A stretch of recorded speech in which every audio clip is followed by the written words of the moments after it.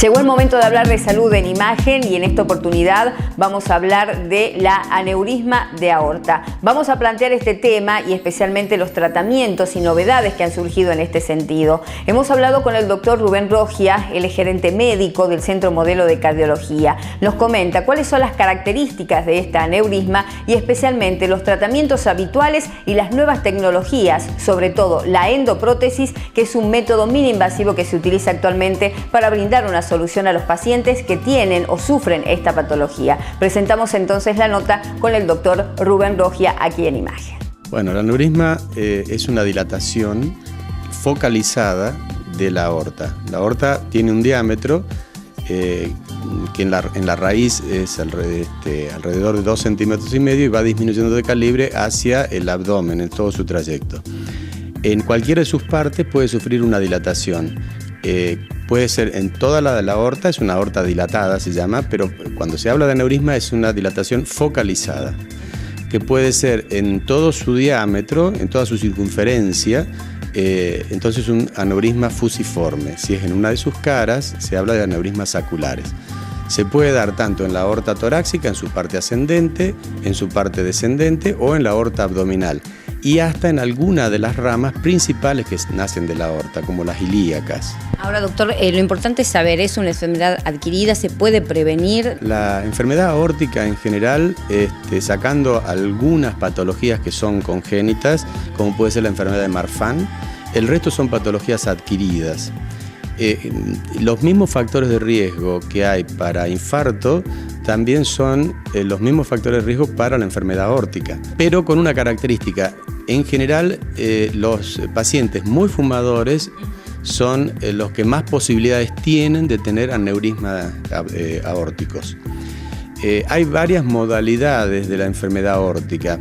Estamos hablando del aneurisma, que es una enfermedad más bien crónica. Hay algunos síndromes aórticos agudos, que es otra característica totalmente diferente, ¿sí? Que son de aparición brusca y hay que resolverlos rápidamente porque tienen un peligro inminente.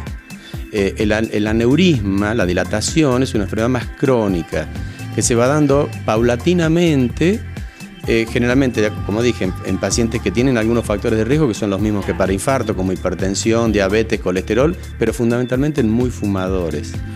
Los pacientes hipertensos, obviamente, por una cuestión de la misma hipertensión, van a ir dilatando la aorta que ya está enferma, ¿sí? El tema es que cuando llega a cierto diámetro comienza a ser peligroso y ahí sí es el momento de intervenir. Teniendo en cuenta que usted decía es en forma paulatina que se va dando, ¿qué es lo que siente el paciente o cómo se va manifestando hasta llegar justamente a este punto? En la enfermedad crónica, en el aneurisma crónico, al comienzo no siente absolutamente nada. Estamos hablando al comienzo una dilatación de medio centímetro o 1 centímetro por encima del valor normal, que no le va a ocasionar ninguna molestia. Ahora, al llegar a cierta dilatación, por ejemplo 5 centímetros, sí puede sentir desde dolor o la sensación de volumen dentro del abdomen, que puede sentir sensación de peso, puede tener algún trastorno digestivo. Y una vez que llegamos a ese punto, ¿cuál es el tratamiento que puede realizar el paciente y cuáles son los avances en este sentido?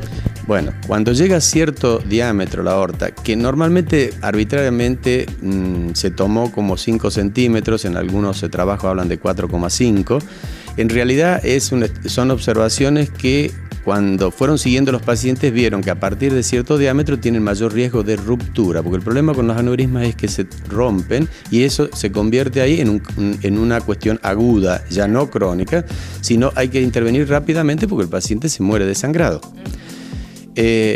Pero también la cifra, digo, es arbitraria porque hay cifras que están tomadas de otras culturas, donde el peso, la talla de los pacientes son mucho más grandes que la gente de nuestro país. Entonces, en algunos casos, el diámetro tiene que estar relacionado con la superficie corporal. Entonces, por ahí no llega al diámetro de 4,5, pero sí puede llegar a ser intervenible, ¿sí? Las intervenciones básicamente son dos. Una, la operación tradicional, que se venía haciendo desde hace mucho tiempo, con cierto éxito y cierto riesgo, que es la de abrir el abdomen y buscar la aorta, abrir la aorta y colocar una prótesis por dentro para excluir el aneurisma, así se llama. Pero lo nuevo y novedoso es la intervención mínimamente invasiva. Toda la medicina está yendo hacia lo mínimamente invasivo y en la parte cardiovascular no escapa la regla.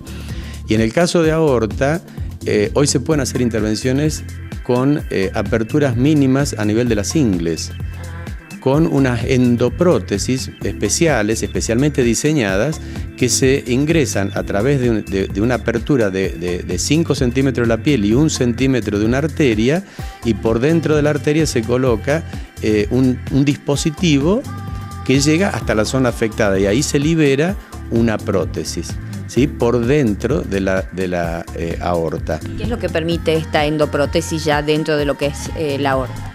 Como te decía, excluir el aneurisma. ¿Qué significa excluir el aneurisma? La dilatación sigue estando, pero como la prótesis cubre desde la parte sana proximal a la parte sana distal, queda totalmente sellada la luz de la aorta, entonces no tiene la presión de cada latido cardíaco y por lo tanto no sigue dilatándose. Y eso permite la consolidación de esa zona afectada. La verdad que muy interesante el tema, doctor, sobre todo conocer estos avances que son en el ámbito de la cardiología, como usted decía, muy importante para brindar este tipo de soluciones. Hoy realmente los avances que hay en todo tipo de intervención empezaron hace quizá unos 20 años con las angioplastias coronarias, las angioplastias periféricas, después la aparición de los stent.